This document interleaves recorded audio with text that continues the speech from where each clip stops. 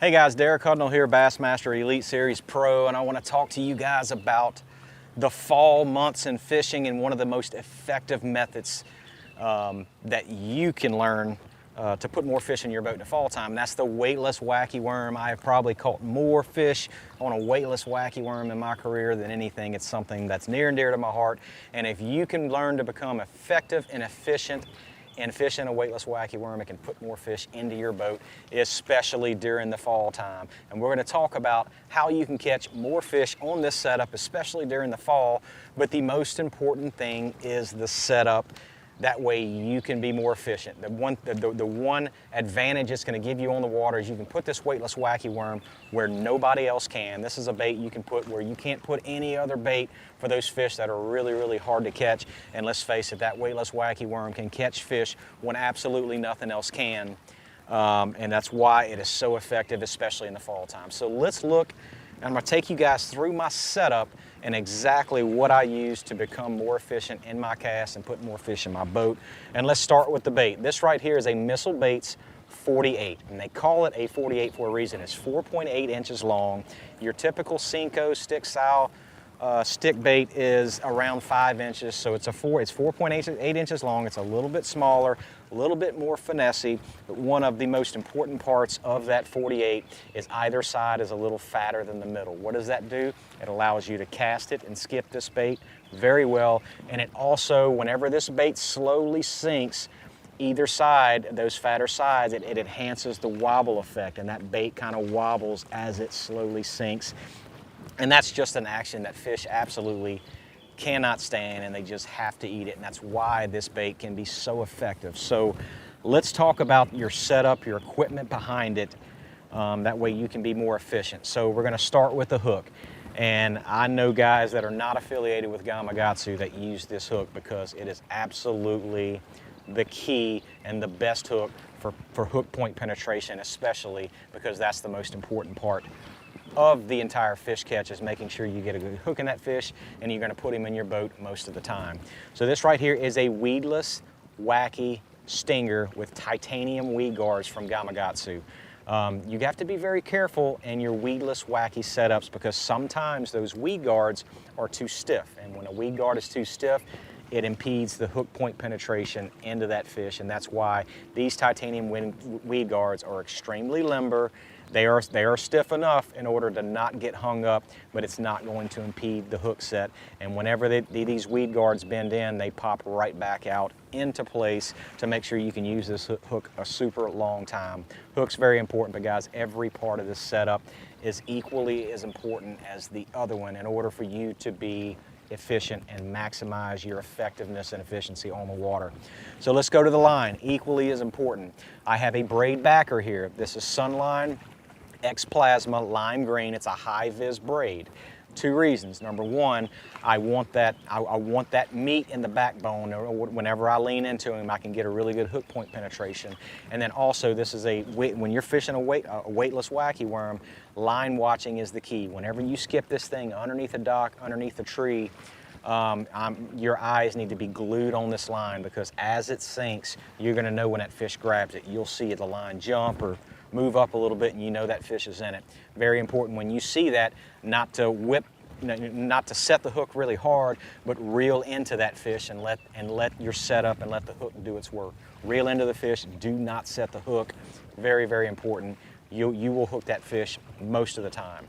So the braid backer, I use an Alberto knot. It's something very easy to tie on the water, especially. It's a very small knot. Comes through the guides of the rod very easily. Whether you throw an FG knot or a uni to uni, you just choose the knot that you can be more efficient with and effective, that ties easy. So whatever knot you want to use, that is up to you guys. But this Alberto knot has been very, very effective for me. And it is attached to a 10-pound Sunline Sniper leader. This is an extremely strong fluorocarbon leader that I have all the confidence in the world to.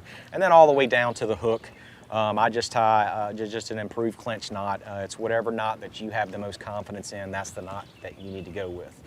So now we're going to go into the spinning reel setup of this. Very important. This right here is the GX series by 7 reels. This is a 2500, that's the size that I like to throw. The really cool thing about this is the drag system in here has ball bearings in it. A lot of drag systems are just metal to metal. There's just a little oil or grease in there, and sometimes whenever that drag is pulling, you'll find it slipping and catching sometimes.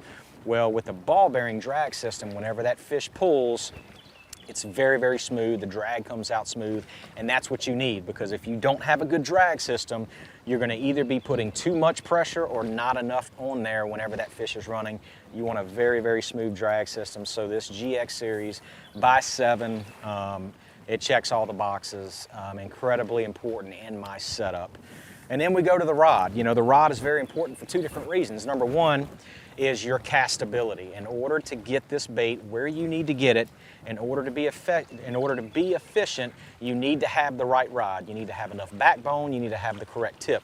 This right here is a St. Croix Legend Tournament 7.3 MLXF. That stands for medium light, extra fast. It gives me the backbone I need to get a good hook in that fish, to keep him pegged up, and it has an incredibly good tip. You need to make sure that rod has a good tip on it, because you want that rubber band effect. Whenever you're skipping a weightless wacky worm underneath docks or under limbs or under trees, tip speed is very, very important.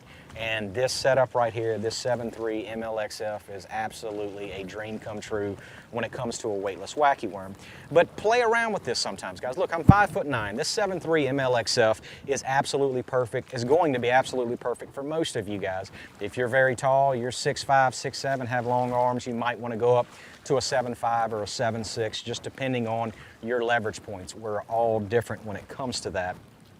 So this 7.3 MLXF down to the GX Series 7 reel, the Sunline line, down to the hook to the Missile Baits 48. This is something that you need to practice at, because one of the ways that you can be more efficient than any other angler on the water is being able to put a bait where you want it and where nobody else can, and that's where this weightless Missile Baits 48 wacky setup can be very important and very important to your success on the water. Whether you're a tournament angler or you're just somebody that likes to go out and have a good time, you need to make sure this is on your deck any time of the year, but especially in the fall.